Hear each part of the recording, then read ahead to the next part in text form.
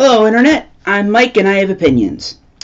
Today I want to talk about vampires. I hit on this topic over the weekend when I was talking to a friend of mine, and it kind of reminded me that I have not really talked about them all that much, just a little bit in a couple of past episodes.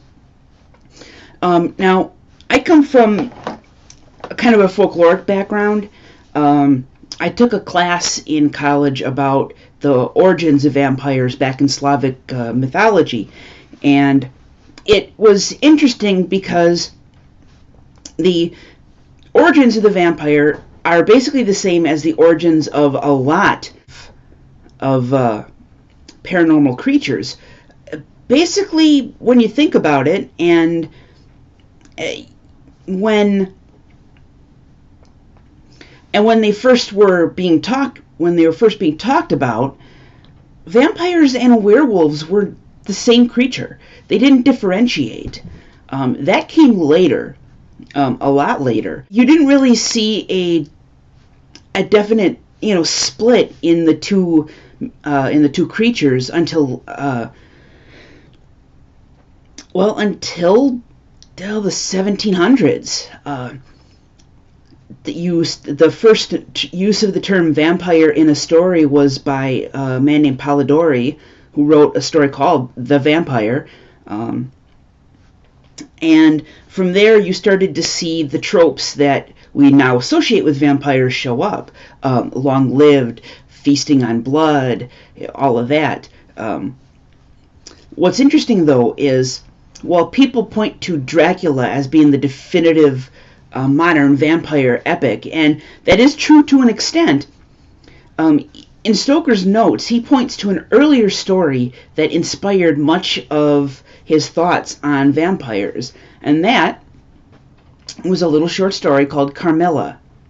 Now, Carmilla is interesting on many levels, and one could be accused for liking it for more prurient reasons than I actually do. Carmilla involves a vampire that is a lesbian. There is a little bit of titillation associated with this kind of story, considering there's tons of erotica like that. In fact, vampires are a very favorite topic of erotica writers these days. Between vampires and werewolves, I think that accounts for about 99.1% of the erotica market these days. That and dinosaurs, apparently. Don't ask. Anyway, Carmilla is a very interesting story in that you see more tropes in it than there was actually of Dracula in what you would later see in paranormal romance stories. People point to Dracula with all its homoerotic undertones and assume that Stoker was trying to say something profound about homosexuality, but I'm not entirely sure if he was, or if he was just taking something that he read earlier in Carmilla and turned it on its head. In a lot of ways, Carmilla is kind of a love story up until the point where you realize that the titular Carmilla is actually attempting to eat the protagonist of the story. And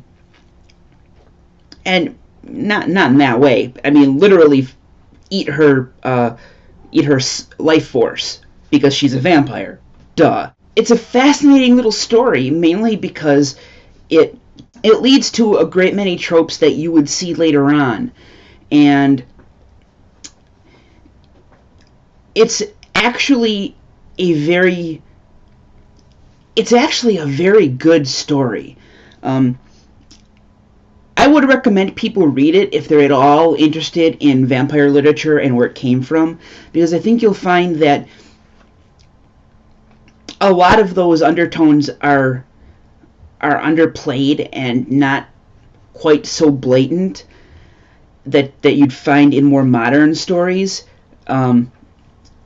In fact, if there are, and I say this loosely, adaptations of Carmilla out there in video that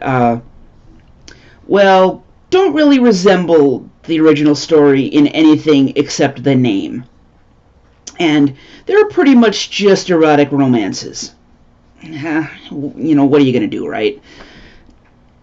I really do recommend that if you like vampires at all, that you go and check out Carmilla. It's a very good story. Taking away all the other stuff, it's very well done, and it gives us a glimpse into, maybe what Stoker was looking for when he was doing Dracula.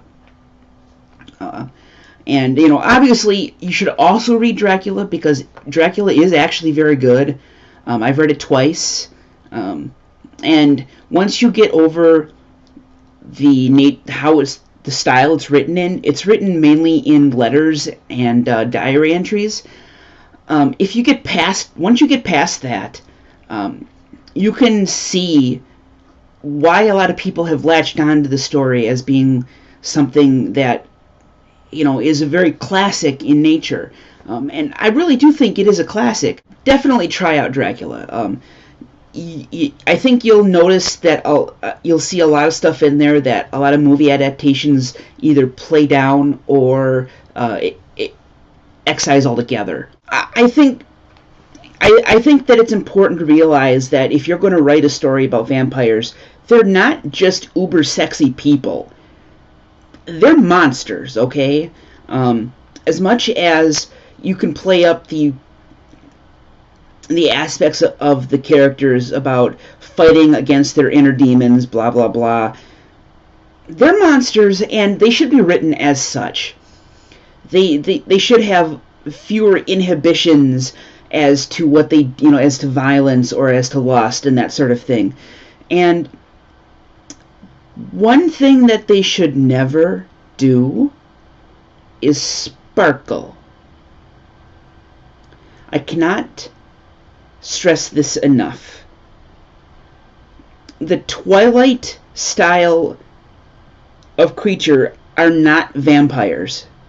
They're fairies. I said it.